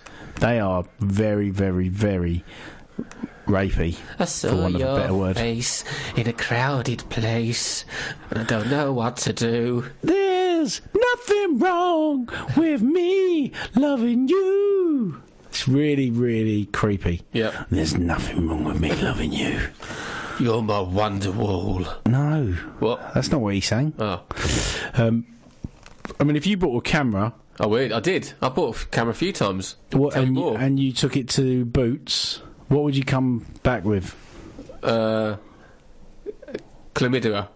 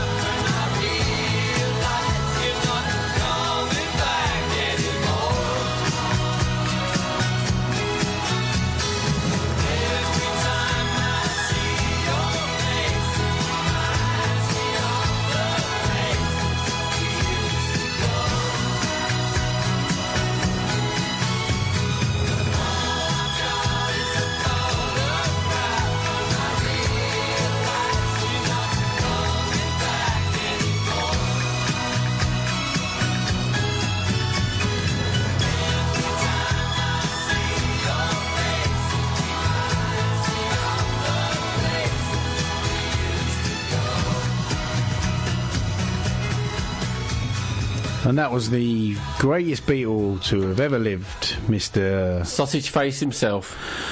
Mr. Ringo Starr. Okay, so we've got 40 seconds left of this crazy show, and this wacky, crazy Beatles show. You've been listening to the Muggey Bonehead show, the Beatles special. Number 9.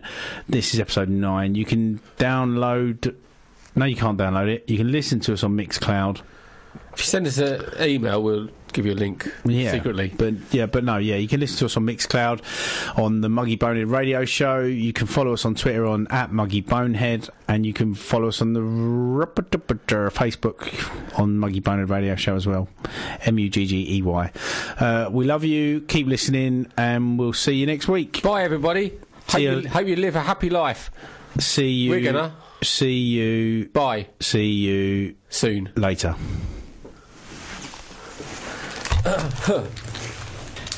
And cut.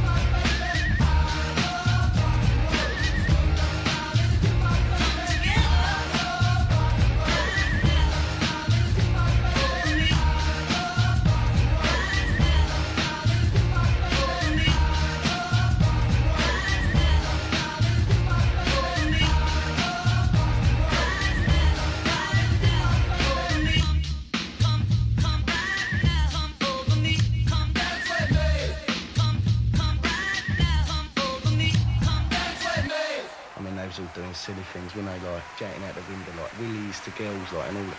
It's silly, like, you know, so.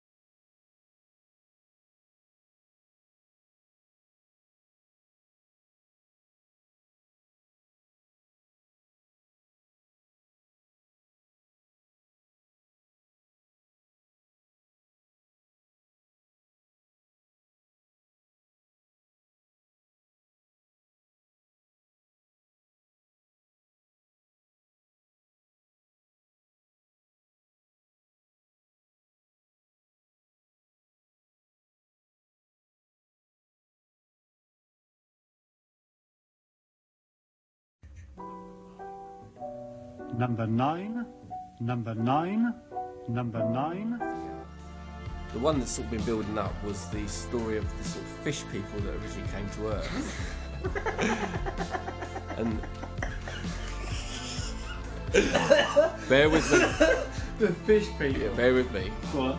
It's funny as well because when my Reader's Digest book from the 70s, they had a little article about these fish people. I never read it.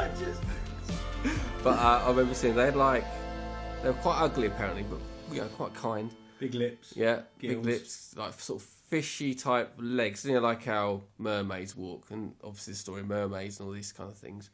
linking with all it. these kind of things. We just sweep all that together. Yeah. And the symbol of the fish with Jesus, they reckon that could be attributed to actually not the ridiculous story of feeding loads of fish and chips to people out of one bag or something, but to do with him being related to this genealogy of these people. And what this links in with the fish people is that they were genetically trying to create sort of a species to populate the earth. Where did you get this from? Don't worry where I got it from. Internet. Do you consciously believe that you can remember that far back? Do you consciously believe that you can remember that far back? Do you consciously believe that you can remember that far back? Do you reckon, like, when... Because, I mean, it's millions of years away, but do you reckon if apes start to show signs of becoming more intelligent to the point where, do you think we'll always have the upper hand? They'd be good butlers, wouldn't they? They'd start as butlers, and eventually it wouldn't be like Planet of the Apes, because it would be like full of feces. That's not real either, and like banana skins would be thrown everywhere, and they'd be riding bicycles through towns and stuff. They'd never evolved to kind of take over the planet and ride horses. Just be loads of crap. But everywhere. I'm saying, would you reckon we would obviously suppress them, wouldn't we, and stop them from? No, encourage them. So you could teach them juggling, teach them to serve food, teach them to fish or roller skate. Yeah. All these things you could have. They could be whizzing through villages and towns, just cheering people up, helping people out. Yeah, imagine the apocalypse would be would be softened by the effect of a roller skating chimpanzee with a martini tray whizzing past you, serving drinks. Did you? I think I've mentioned this before. Did you see that picture on the front of National Geographic once, with the orangutan leaning into the water with a stick, trying to catch a fish with a stick? Yeah, that's fucking amazing. Okay. That's what I'm saying. Like a moment like that, where they're using tools. They're using tools. Well, that happened to me once. Did it? I was at I think it was Jersey Zoo. It was the zoo where the kid fell into the gorilla enclosure, and really? The mama gorilla kind of cradled him and protected him from the other gorillas and stuff. It was really quite an amazing bit of video footage. We went there a few years later, and I remember going to this orangutan enclosure, and it had like a steel cage around it with its bars, and then it had like a separation sort of chamber, and then like another set of bars with humans standing behind. They say the world is so lonely.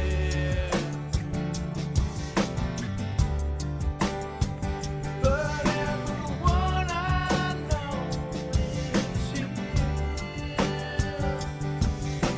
Please don't break my heart, she said, and a voice that came from somewhere inside of me.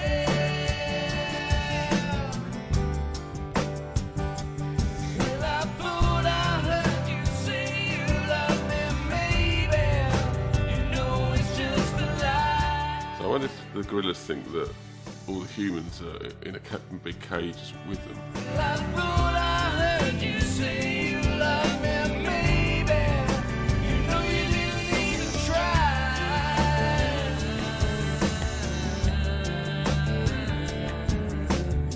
I was sitting down and just watching this orangutan race. I was probably about 14, and the orangutan was looking at me and that and stuff. And I was kind of really felt like I really loved this orangutan. As for tomorrow.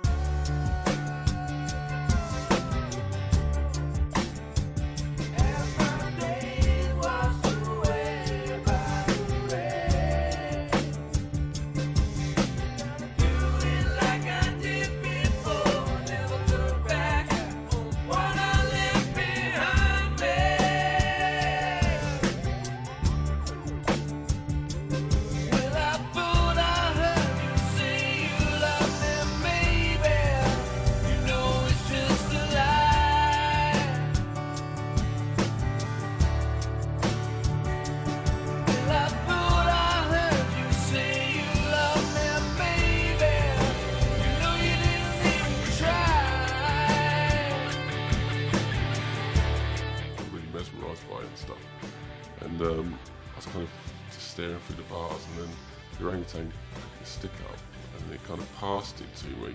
It stretched his arm out as far as it could through the bars, and then like handed the stick to me. I was like, I just kind of really smiled. I was like, wow, that's well cool. There's a connection for you. Yeah, and then I kind of held my hand out and like, I passed it back to the orangutan, and the orangutan picked it up and took it back into the cage.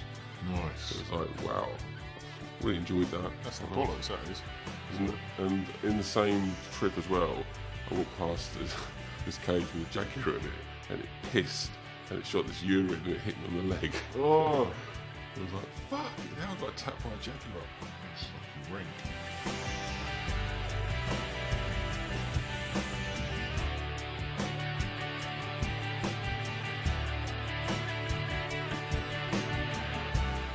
Got a photograph of the orangutan somewhere. Yeah. Faded Kodak print. Probably dead now. Died miserable and insane.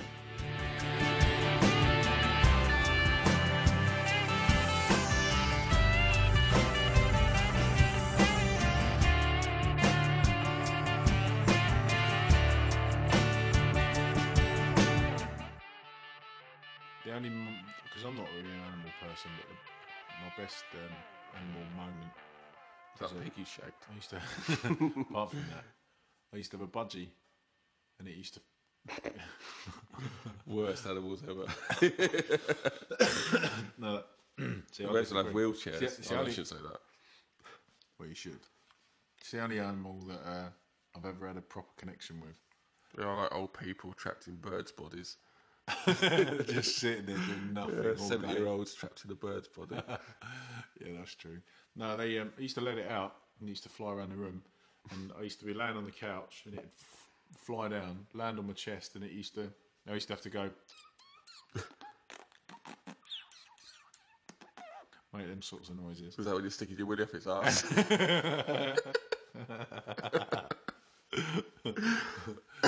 giving it a little stroke. Little one under the towel for it. But yeah, and I used to make that noise, and if I stopped, it used to peck me on the cheek and get me to do it again. And or it hated you. Stop that fucking noise! He kept getting it wrong every time I'd stop. He'd peck me like. It was too like stunned to attack you whilst you're making that noise. It was trying too bad. As soon as you let up, attacked your face. And I think he wants more. Oh, he's doing it again. It's like cobras when they're being tamed or whatever it is they do. They're charmed and they're just following the pipe. As soon as he puts that fucking pipe down, he's going to have you. How does that fit into like the great design of life? That hey, say you're God, right? I'm going to build this snake, this really dangerous snake, and the only kind of thing that could stop the snake is a pipe that's played at it. You know, otherwise it's vicious, it's deadly, it's dangerous, it'll kill you. But if you've got a pipe, you're safe. You're safe. How does that fucking work as a genetic kind of manifestation? It's strange, isn't it? They get mesmerised by it, don't they? Yeah. Why? Why do they care about music? It's not the noise though, is it?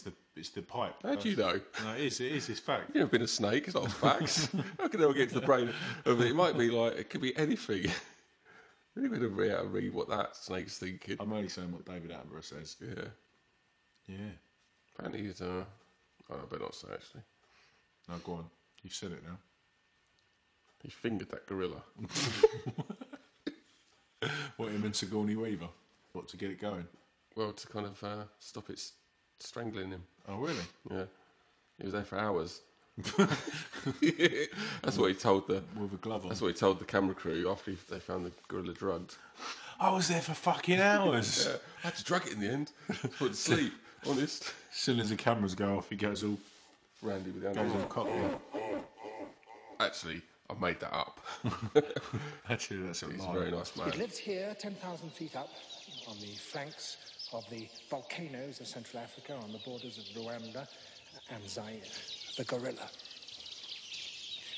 There's one ape, however, that spends nearly all its time on the ground. It's the biggest of all the apes, the shyest, one of the rarest. There is more meaning and mutual understanding in exchanging a glance with a gorilla than any other animal I know. And yet, as I sit here surrounded by this trusting gorilla family, they're gentle, Placid creatures. If you suddenly appeared close to them and took them by surprise, then they would almost certainly charge. There's a lookout sitting on that tree, and he's already seen me. Oh.